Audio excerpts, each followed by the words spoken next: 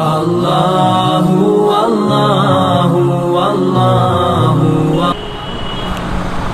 अल्हम्दुलिल्लाह नहमदुहु व नस्तईनुहु व नस्तगफिरुहु व नु'मिनु बिही व नतवक्कलु अलैहि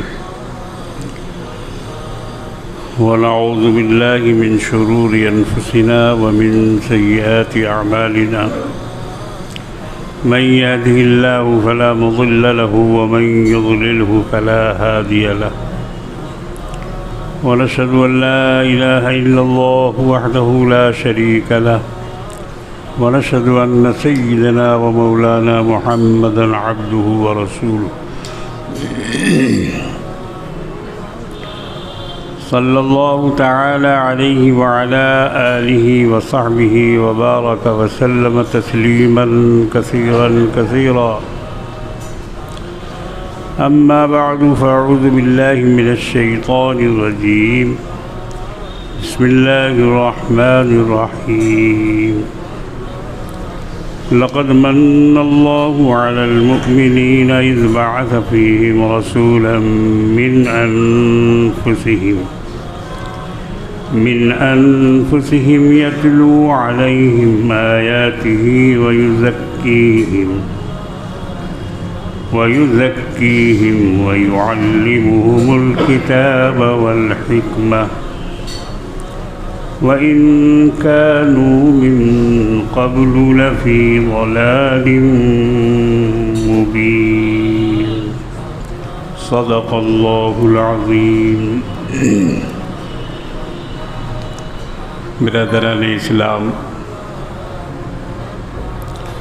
मुसल्लियान मस्जिद हाज़ा,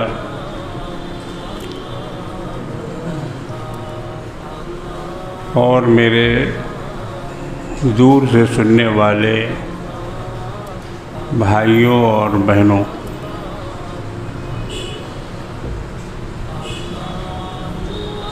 अल्हम्दुलिल्लाह आज एक बार फिर हम लोगों को जुमा का दिन नसीब हुआ और इस वक्त नमाज जुमा की अदायगी के लिए हम अल्लाह के घर में जमा हुए हैं। और ये जुमा का इज्तिमा आम मुसलमानों को एक डोर से बांधे रखने का इलाही निज़ाम है।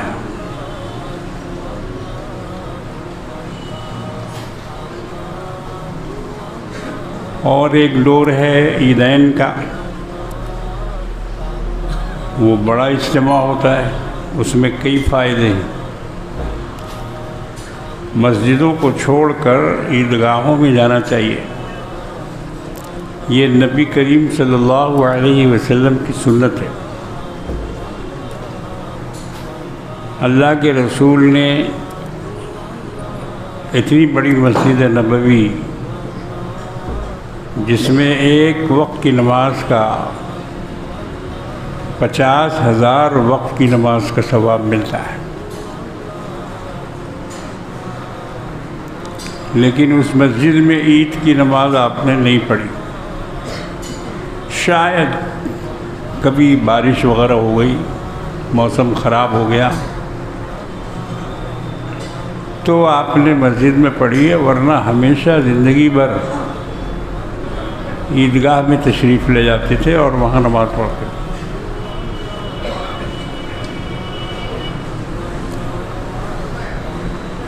हमारे यहाँ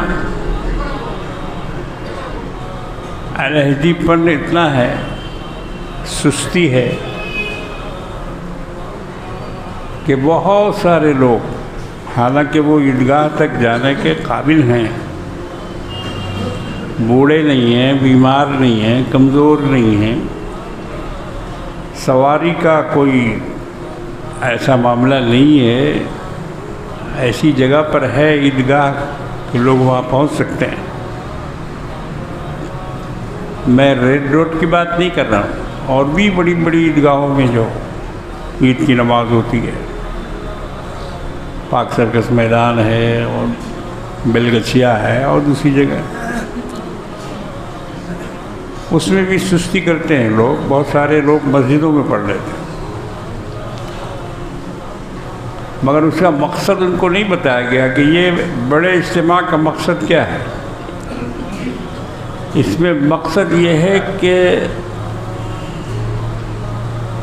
मुसलमानों की कसरत को दिखाया जाए, उनकी तादाद बताई जाए। ईदगाह में एक रास्ते से जाने का और दूसरे रास्ते से वापस आने का हुक्म है, इसमें भी मसलहत है। आप जिस रास्ते से गुजरे हैं वहाँ तो लोगों ने आपको देखा, मगर जो और रास्ते हैं वहाँ के लोगों ने तो नहीं देखा। तो आपके इज्तिमा को लोगों को दिखाना मकसद है, इसलिए हुक्म है कि एक रास्ते से जाओ और दूसरे रास्ते से घर वापस आओ, ताकि इधर के लोग भी देख लें और उधर के लोग भी देख लें। शरीयत का कोई भी हुक्म मसलहत से खाली नहीं होता है। तो दूसरा बड़ा इज्तिमा जुमा के बाद, बल्कि तीसरा कह लीजिए, पंजवक्ता भी तो है। ये अलग बात है कि पंजवक्ता में हम लोग मस्जिद को भरते नहीं, कुछ तो काम में निकल जाते हैं, कुछ और दूसरी जगह, लेकिन जो लोग रहते हैं मोहल्ले में भी मौजूद, उनसे भी मस्जिदें भरती नहीं हैं, 2 सफ़ 3 सफ़। मगर केरला में हमने देखा कि 5 मंजिला मस्जिद है और मगरिब की नमाज में पूरी मस्जिद भरी हुई। ऐसा लगा कि जैसे जुमा की नमाज हो रही, इतनी भीड़, इतना जूता, इतना चप्पल रास्ते में। हम लोग ज़रा देर से पहुँचे थे और नीचे नमाज पढ़ने को जगह मिली बड़ी मुश्किल से। तो हमको देख के बड़ा ताज्जुब हुआ कि या अल्लाह, एक यहाँ के मुसलमान हैं और एक हम लोगों के यहाँ कलकत्ता में मुसलमान हैं। तो किसी मस्जिद में 1 सफ़ 2 सफ़ पूरी नहीं होती है, मगरिब में भी 2 3 4 सफ़ हो ही तो हुई। तो बहरहाल पहला इज्तिमा तो ये है पंजवक्ता, इसमें भीड़ लगाओ, सर गिनाओ। ये ज़माना है आजकल और ज़्यादा है इसकी ज़रूरत, इसकी अहमियत। टोपी पहना करो ताकि लोग समझें कि इतने मुसलमान हैं यहाँ, कम नहीं है। ट्रेन में जाओ तो 10 आदमी, 12 आदमी, 15 आदमी, सब टोपी पहना करो। बेंगलोर जब मैं गया था, आज से 10 साल पहले की बात बता रहा हूँ, ऐसा लगा कि जैसे पूरा शहर मुसलमान है। क्यों? वहाँ टोपी का रिवाज है। स्कूटर वाला स्कूटर बना रहा है, टोपी पहने हुए है। होटल में मिचियर खाना दे रहा है, टोपी पहने हुए है।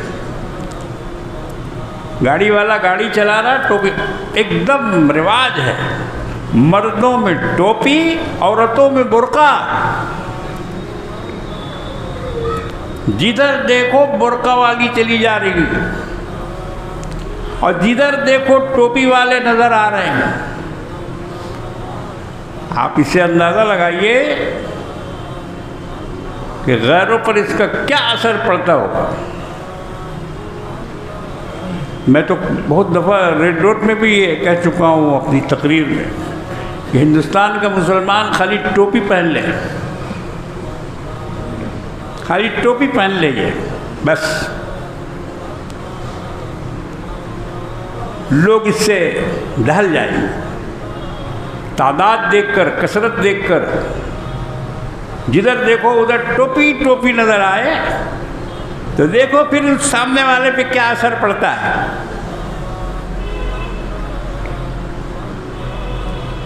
तो ये जो इज्तिमाआत मुकर्रर किए गए हैं, पंजवक्ता, जुमा, ईदैन, ये मुसलमानों को एक डोरी से बांध के रखने का अल्लाह की तरफ से इंतज़ाम है। और उसके बाद जो भी वसवसा, जो भी दिमागी फतूर, जो भी शक व शुबा इस्लाम के बारे में, कुरान के बारे में, अल्लाह के बारे में, रसूल के बारे में, शरीयत के बारे में, हदीस के बारे में, फ़िक़्ह के बारे में लोगों के दिमागों में, जहनों में गुज़रता है, अगरचे वो रहता नहीं है लेकिन एक दरिया है जो आता है और जाता है, तो उसकी सफाई के लिए सारी उम्र में हज का इज्तिमा मुकर्रर किया गया। वहाँ जमा हो, मस्जिदों वाले, महल्ले वाले, जुमा वाले, ईदैन वाले अब कहाँ जमा होंगे? मैदान अरफात में जमा होंगे। अब अरफात में जमा होंगे, वहाँ अपनी कसरत दिखाएंगे। 40 लाख, 50 लाख, 60 लाख। गुज़िश्ता साल 60 लाख हाजियों ने हज किया था मैदान अरफात में, 60 लाख। ये एक इस्लामी निज़ाम है। अब जब वहाँ से आदमी आ जाएगा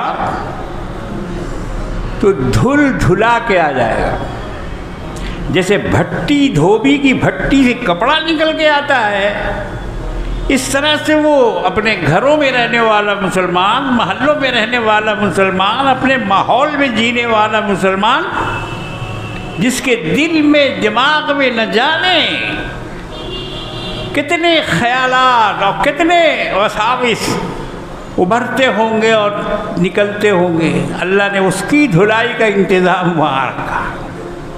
अरफात में आ जाओ, सब धुल धुला के साफ हो जाएगा। काबा की तरफ निगाह कर लो, देख लो काबा को, सीधा साधा घर है, न फूल है, न पत्ती है, न पिचकारी है, न खिड़की है, न और कुछ है। एक दरवाज़ा सोने का लगा हुआ है, बाकी चारों तरफ पत्थर, काला पत्थर का बना हुआ है काबा, काला पत्थर, संगमरमर भी नहीं है, मार्बल भी नहीं है लगा हुआ, काला पत्थर है और उस पर गिलाफ चढ़ा हुआ है, वो भी काला है। मगर जैसे ही उस पर पहली नज़र पड़ती है, आप दिल से पूछिए कि दिल का क्या हाल होता है। अगर आपके पास दिल है, और खुदा ना खास्ता अगर मुर्दा दिल है, तब तो उसकी बात ही मत करो। मुर्दा दिल की तो बात ही मत करो, लेकिन जिसके पास दिल जिंदा है, वो जब उसकी पहली नज़र काबा में पड़ती है, तब उसके दिल से पूछो कहाँ पहुँच गया वो अपने महबूब के घर पहुँच गया।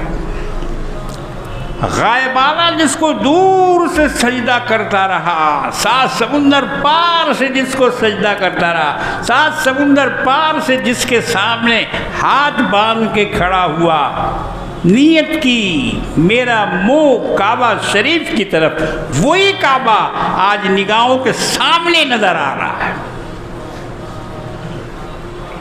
जिसको इतने दिनों से देखा नहीं था, आज वो आंख के सामने।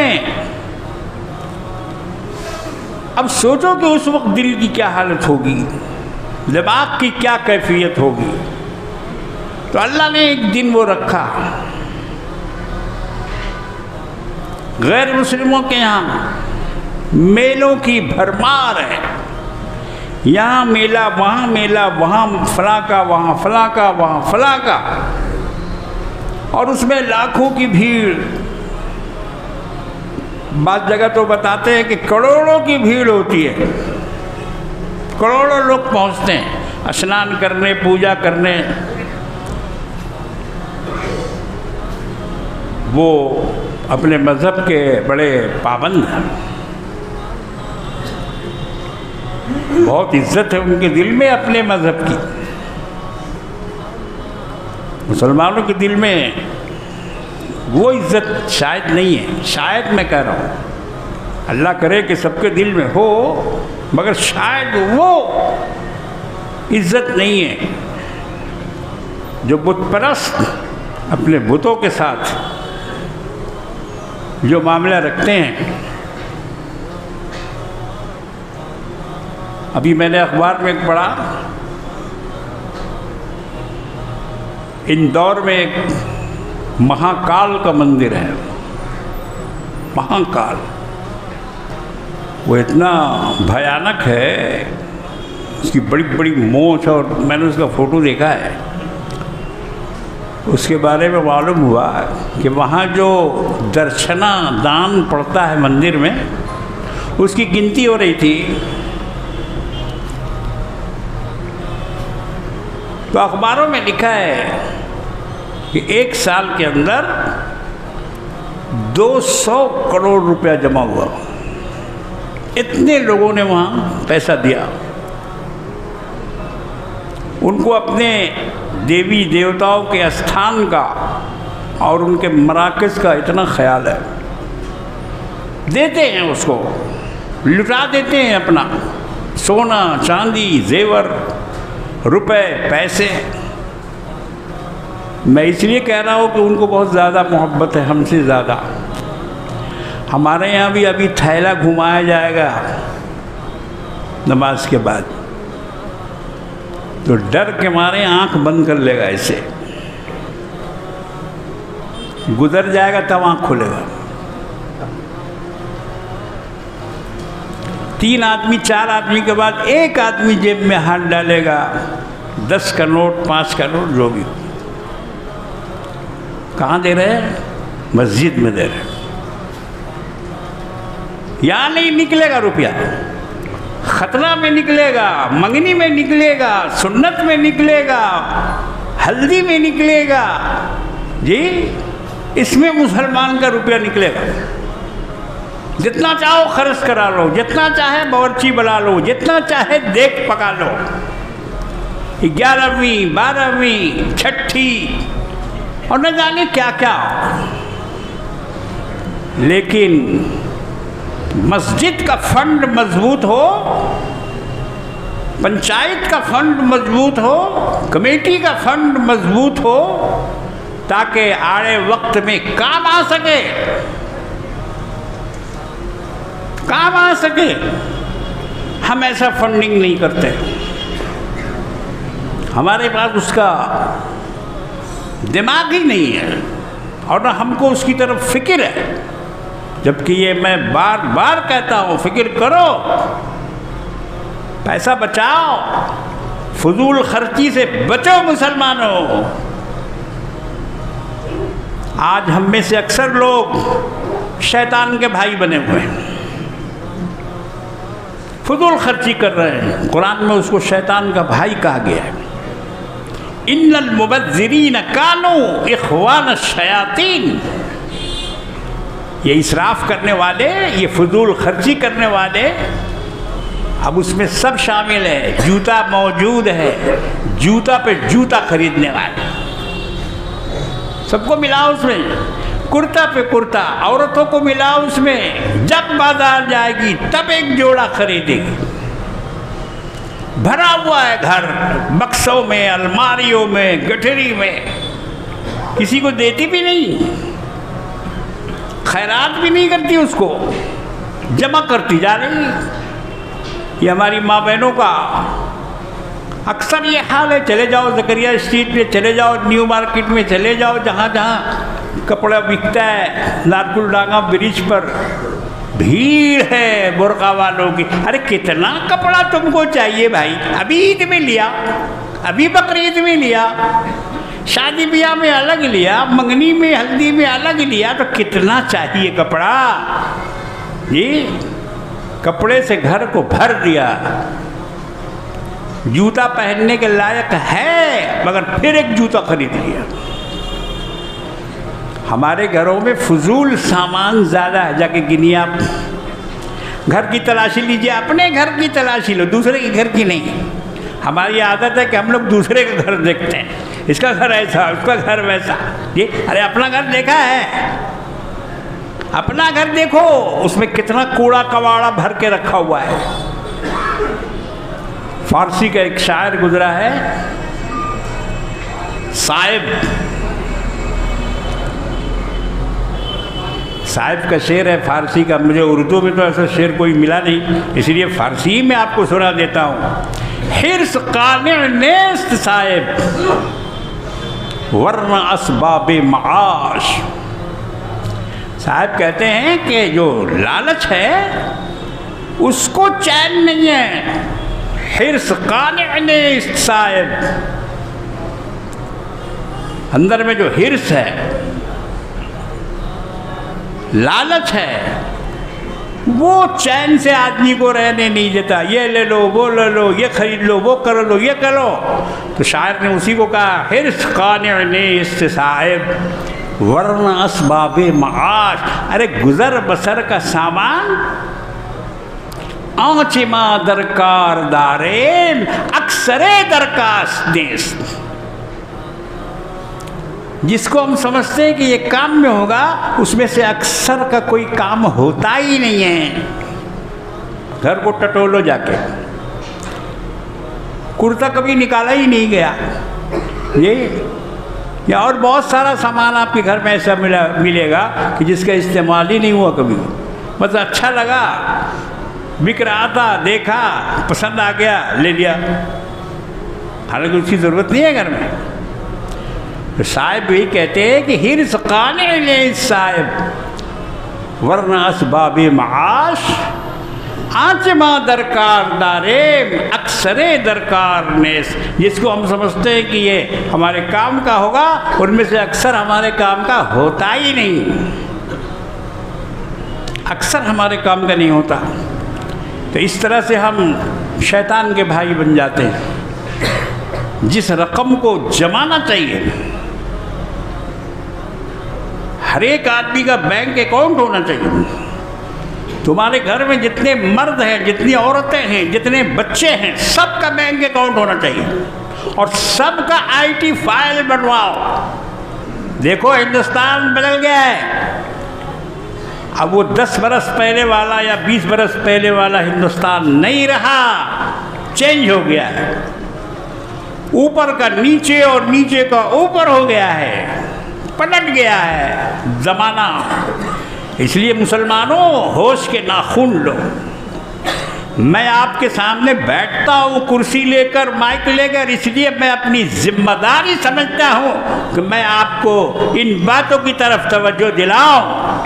सिर्फ नमाज, रोज़ा, हज, ज़कात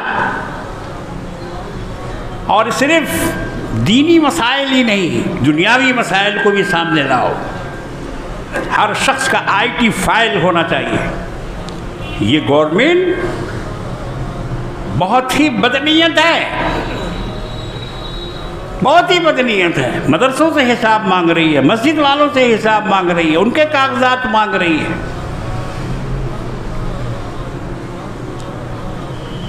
और तब्दीली आ रही है। इसलिए अपने आप को मजबूत करो। हर आदमी को चाहिए कि अपना आईटी फाइल रखे। इनकम टैक्स मत दे, टैक्स नहीं अदा करें, अनटैक्सेबल, लेकिन फाइल रखो। कभी भी ज़रूरत पड़े, किसी भी मामले में अगर अटक जाओगे तो वो फाइल तुम्हारे काम आएगा। लोन लेने में काम आएगा, लोन वापस करने में काम आएगा।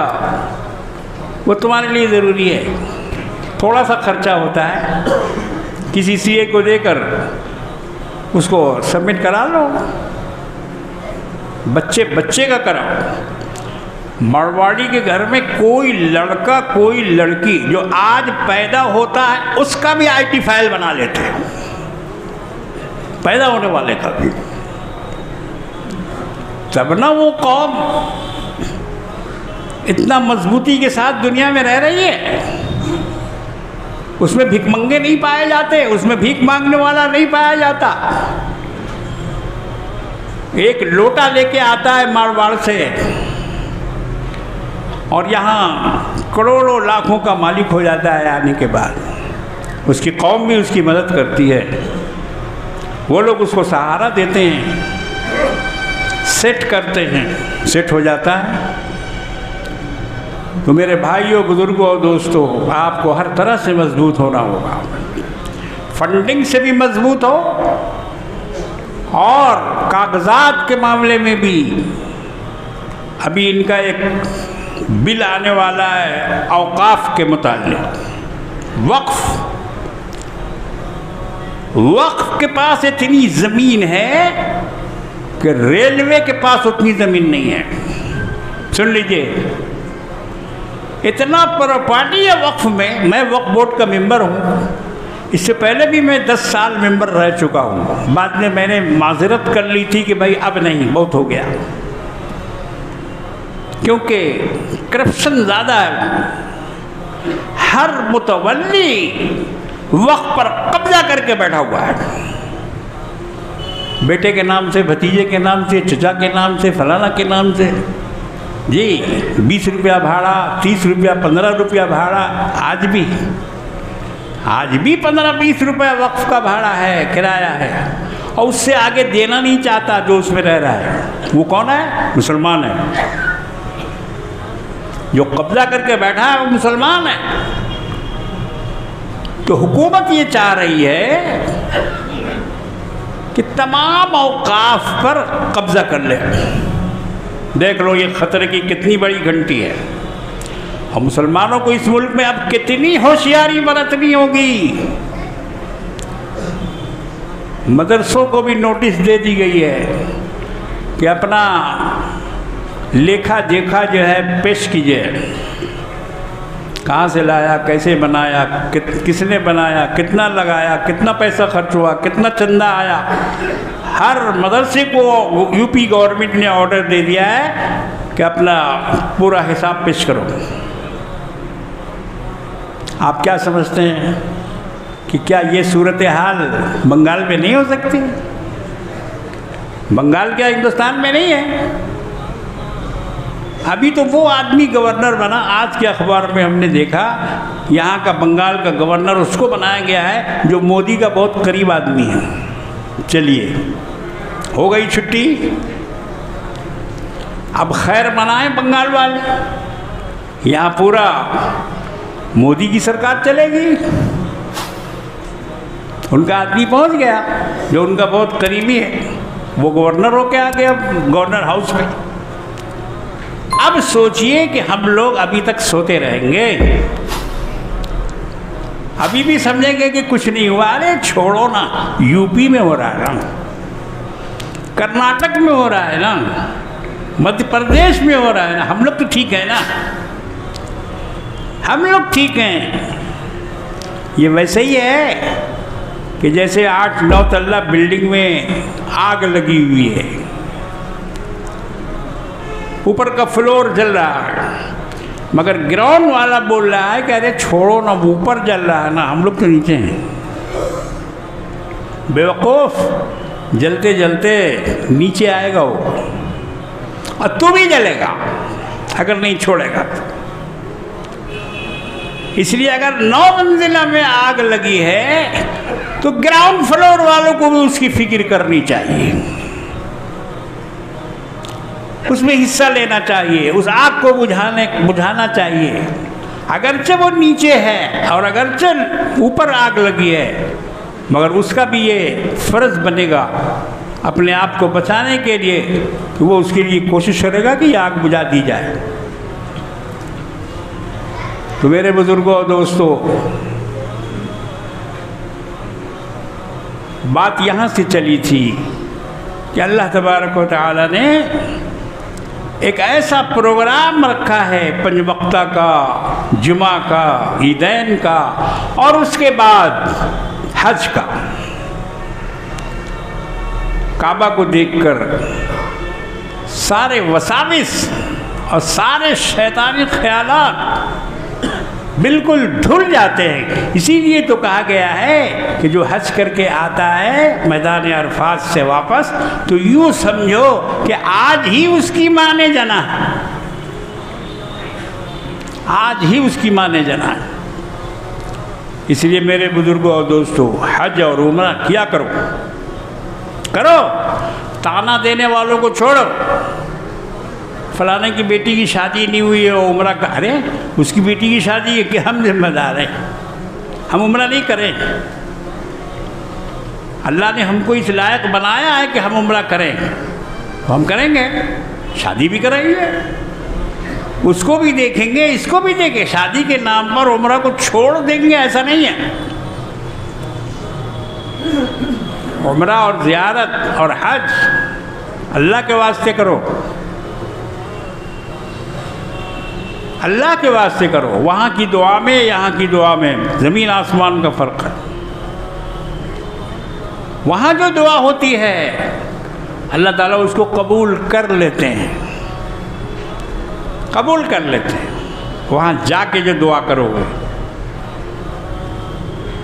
एक आदमी है कि जिसने शादी का कार्ड तुमको भिजवा दिया है, दूसरे आदमी जाओ दे आओ, मिल गया आपको कार्ड, तो आप क्या समझेंगे कि अरे तो ऐसे ही भेज दिया है रस्मी तौर पर।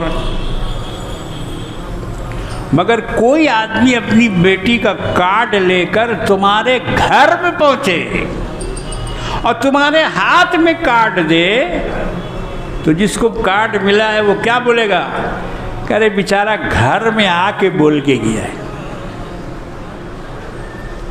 घर में आके बोल के गया है, इसलिए हमको जाना है उसमें। तो जो खुदा के घर में जाके बोलेगा तो क्या अल्लाह उसकी दुआ कबूल नहीं करेगा? खुदा भी यही कहेगा कि अरे भाई मेरे घर में आके बोल के गया है, बैतुल्लाह में मांग के गया है, बैतुल्लाह में दुआ करके गया है, यकीनन उसकी दुआ कबूल होगी। मेरे बुजुर्गों और दोस्तों, ये अल्लाह का निज़ाम है जो अल्लाह तबारक व तआला चला रहे हैं इस पूरी दुनिया में। इसको कोई तोड़ नहीं सकता है, इसको कोई ख़त्म नहीं कर सकता है। अल्लाह ने इसको मजबूती से कायम किया है। तो मेरे बुजुर्गों और दोस्तों, उस जुमा का मज़मून जहाँ से छूटा था, उसका वो हिस्सा मैं आपके सामने अल्लाह की मदद और उसकी तौफीक से रखना चाहता हूँ कि जिसमें अल्लाह ने फरमाया यतलू अलैहिम आयातिना, ये गुज़िश्ता जुमा में हमने बताया आपको, व युज़क्कीहिम, और उनका तज़किया करते हैं। नबी की आमद का अल्लाह ने 3 मकसद बताया है, 3 मकसद। यतलू अलैहिम आयातिना पहला मकसद, व युज़क्कीहिम दूसरा मकसद, व युअल्लिमुहुमुल किताब वल हिकमा तीसरा मकसद। नबी के दुनिया में तशरीफ़ लाने के 3 मकासिद कुरान ने बयान किए। यतलू अलैहिम आयातिना सबसे बड़ा पहला मकसद है, इसकी आयात की तिलावत करते हैं। मुसलमानों में तिलावत का रुझान है अल्हम्दुलिल्लाह, लेकिन अब क्या है, अब 40वां चहारम कुल में तिलावत होती है। कब्रिस्तान में ऐलान होता है मुर्दा दफन करने के बाद कि सोमवार के दिन 9 बजे सुबह में कुल है, आप लोग सब आइएगा। ये कोई इस्लामी चीज़ नहीं है ऐलान करना। और ये तीसरे दिन, चौथे दिन, 3 दिन तक तो मार खिलाया उसको, कब्र में लात जूता खाता रहा। 3 दिन के बाद कुरान पढ़ोगे, 3 दिन के बाद दुआ करोगे कि अल्लाह उसको माफ़ कर दीजिए। अरे पहले ही दिन करना चाहिए ना। जब पुलिस कस्टडी में किया है, जब पीसी हुआ उसको, तो उसी वक्त छुड़ाने की कोशिश करना चाहिए था ना।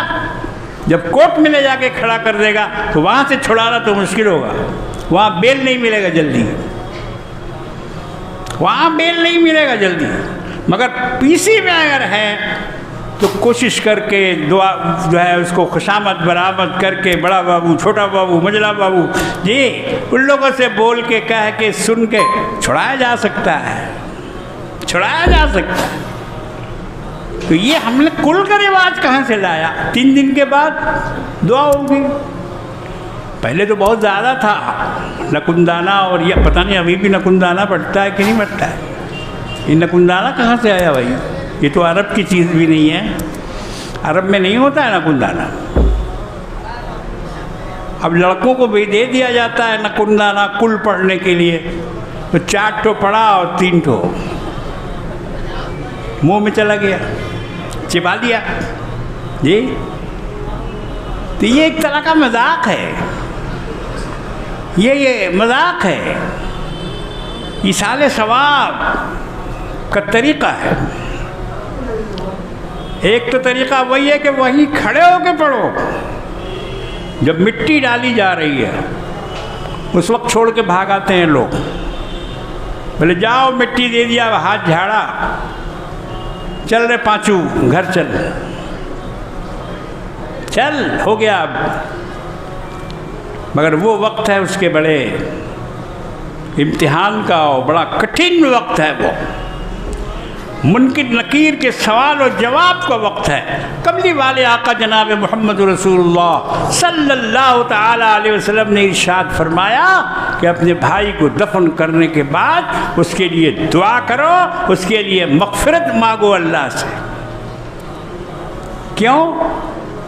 कि उस वक्त उससे सवाल और जवाब हो रहा है। हुज़ूर ने फरमाया कि कब्र में उस वक्त उससे सवाल और जवाब हो रहा है, उसके इस्तिक़ामत की दुआ करो कि अल्लाह उसको सही जवाब देना नसीब फरमाए। ईमान होगा तब ना, अल्लाह पे ईमान होगा कि जो कुछ मेरे पास है सब अल्लाह का दिया हुआ है, सब अल्लाह ने दिया है। ये ज़िंदगी खुदा ने दी, ये मौत खुदा ने दी, ये रुपया पैसा, ये कारोबार, ये तिजारत, ये सब कुछ अल्लाह का दिया हुआ है। ये ईमान रखना पड़ेगा, तब वहाँ सही जवाब दे सकेगा। और अगर ये कहेगा कि ये सब ख्वाजा बाबा का दिया हुआ है, ये सब वारिस पिया का दिया हुआ है, ये सब हमारे पीरों का अतिया है, तो वही जवाब मुनकिर नकीर के पास भी निकलेगा। और जब ये जवाब निकलेगा तो उसके बाद वो धुलाई होगी कि 7 तबक रोशन हो जाएगा।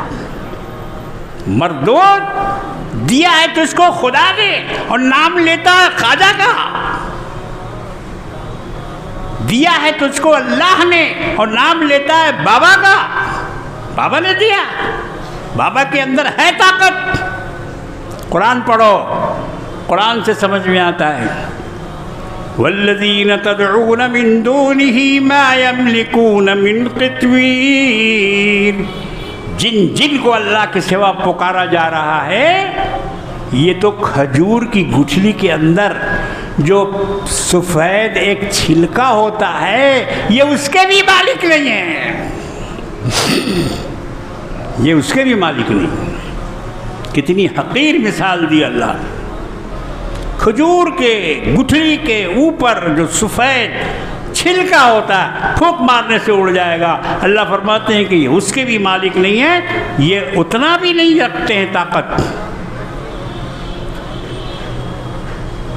इन तदऊहुम ला यस्मऊ दुआअकुम, तुम अगर इनको पुकारोगे तो ये तुम्हारी पुकार नहीं सुनते हैं। वलौ समिऊ मस्तजाबू लकुम, और अगर सुन भी ले तो ये तुमको जवाब नहीं दे सकते। मेरे बुजुर्गों और दोस्तों, इसलिए कब्र के पास थोड़ी देर ठहर कर अपने मुर्दों की इस्तिकामत के लिए अल्लाह से दुआ करो कि या अल्लाह इससे सवाल जवाब हो रहा, उसको आसान फरमा दीजिए। उसके लिए वैसे ही ईमान लेके जाना पड़ेगा। उसी ईमान को बनाने के लिए, मजबूत करने के लिए अल्लाह ने रसूलों को भेजा, अल्लाह ने रसूलों को भेजा। और उन्होंने आकर उनका ईमान दुरुस्त किया।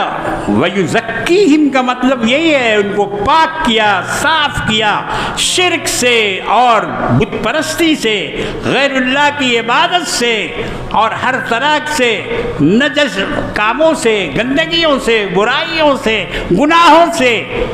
अल्लाह फरमाते हैं कि उनको पाक करने के लिए हमने रसूल को भेजा। और वाकई अरब की हालत पढ़ो, तारीख़ पढ़ो तो समझ में आता है कि कितनी गंदगी के समंदर में डूबा हुआ था मक्का, और कितनी गंदगी में पूरा अरब समाया हुआ था।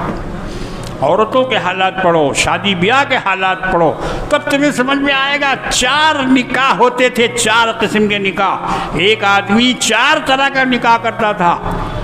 अम्मा आयशा सिद्दीक़ा रज़ी अल्लाह ताला अन्हा से बुखारी शरीफ में रिवायत है, अम्मा फरमाती हैं कि इस्लाम से पहले अरब की औरतें निकाह जानती ही नहीं थी और इनके अंदर गंदगियाँ और बुराइयाँ और ज़िनाकारी फैली हुई थी। निकाह के नाम पर भी ज़िना करती थी। अगर किसी को बच्चा नहीं होता था तो वो शौहर अपनी बीवी को कहता था कि तुम किसी मर्द के पास चली जाओ और वहाँ से जाके बच्चा लेके आओ। ये सब तरीक़े थे वहाँ। एक एक औरत के पास 10-10 आदमी जाते थे। ये अम्मा आयशा फरमाती, 10-10 आदमी एक एक औरत से सोहबत करते थे, और जो बेटा होता था उनमें से या लड़का और लड़की, वो औरत ऐलान करती थी कि ये लड़का फलां का है। आज क्या इन गंदगियों में समाज नहीं डूबा हुआ? कौन सा होटल, कौन सा ब्यूटी पार्लर, कौन सा पार्क और कौन सा महफिल और मजमा, कौन सी डांस की महफिल और कौन सा इस तरह का प्रोग्राम जहां नापाकी, गिलाजत और गंदगी और ज़िनाकारी, बदकारी का वजूद नहीं है। अब तो खुल्लम खुल्ला बदकारियां हो रही हैं, ज़िनाकारी हो रही है, उसका वीडियो बनाया जा रहा है। इंसान इतना बेगैरत हो गया है कि अब बदकारियों का भी वीडियो बनाने में किसी को शर्म नहीं है। सुप्रीम कोर्ट ने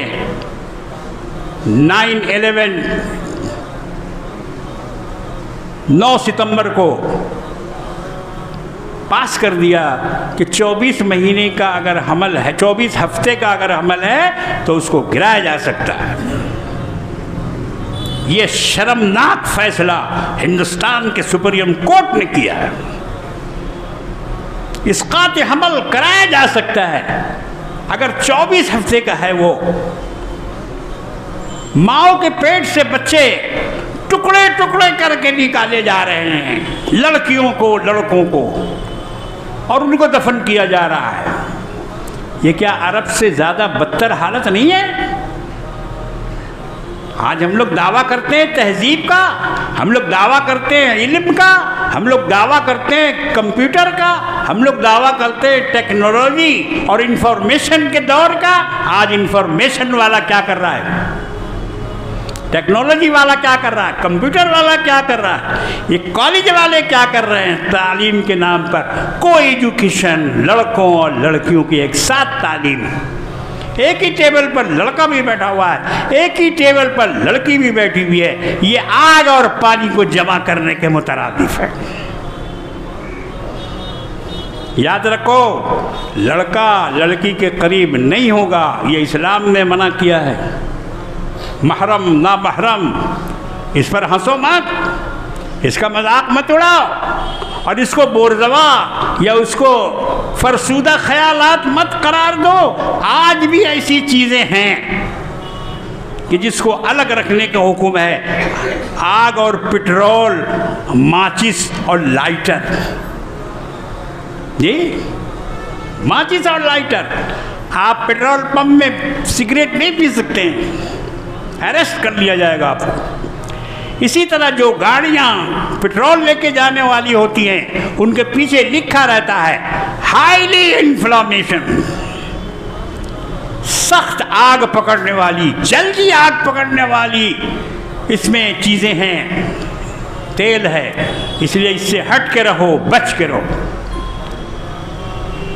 तो हाईली इन्फ्लामेशन अल्लाह ने लड़कियों को बनाया, औरतों को बनाया। लाइटर इनके पास मत ले जाओ, माचिस इनके पास मत ले जाओ, आग इनके पास मत ले जाओ। अगर करीब ले जाओगे तो धमाका होगा, फट जाएगा या फिर आग लग जाएगी और दोनों की जिंदगी जल जाएगी, खाक में मिल जाएगी। आजकल बेतहाशा लड़के और लड़कियां खुदकुशी कर रही हैं, फांसी लगा रही हैं, छत से कूद के मर जा रही हैं, 10-10 मंजिला बिल्डिंगों से छलांग मार दे रही हैं, या फिर आशिक उनका कत्ल कर रहा है। एक एक लड़की को 32 टुकड़ों में काट कर फ्रिज में रखकर, अलमारी में रखकर और उसको जंगलों में ले जाके दफन कर रहा है। ये हो रहा है, ये क्या है? ये फितरत से लड़ाई लड़ रहा है इंसान नेचर से लड़ाई लड़ रहा है और नेचर का मुकाबला करना चाह रहा है, मगर नेचर कभी नहीं जीतने देगा इंसान को। नेचर हमेशा गालिब आ जाएगा। उसी नेचर का नाम इस्लाम है। याद रखो, इस्लाम कोई अलग से चीज़ नहीं है। जो फितरत है वही इस्लाम है, जो इस्लाम है वही फितरत है। फितरत को इस्लाम से और इस्लाम को फितरत से जुदा नहीं किया जा सकता। यही तालीम थी कमली वाले आका जनाब मोहम्मद रसूलुल्लाह सल्लल्लाहु ताला अलैहि वसल्लम की। अल्लाह ने फरमाया, यतलू अलैहिम आयातिना व युज़क्कीहिम व युअल्लिमुहुमुल किताब वल हिक्मा। ये हमारी आयात की तिलावत करते हैं। तिलावत करने वाले भी ऐसे होते हैं। सहाबा इकराम रोज़ाना एक ख़त्म कुरान किया करते थे, एक ख़त्म रोज़ाना। देखो, ये थी तिलावत कुरान की। बाद लोग 3 दिन में ख़त्म करते थे और 7 दिन में तो 7 मंजिल गोया पूरी उम्मत का मामूल है। हम लोगों का मामूल है कि नहीं मालूम नहीं। हम लोग कुरान पढ़ते हैं कि नहीं पढ़ते पता नहीं। हफ्ते में कितना पढ़ते हैं, महीने में कितना पढ़ते हैं, साल में कितना पढ़ते हैं, ये कहाँ हम लोग पढ़ते हैं कुरान।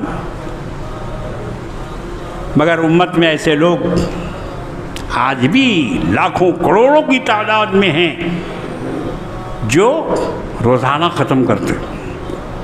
रोज़ाना एक कुरान पूरा पढ़ते हैं, या फिर 3 दिन में ख़त्म करते हैं, या फिर हफ्ते में 7 दिन में 7 मंजिल।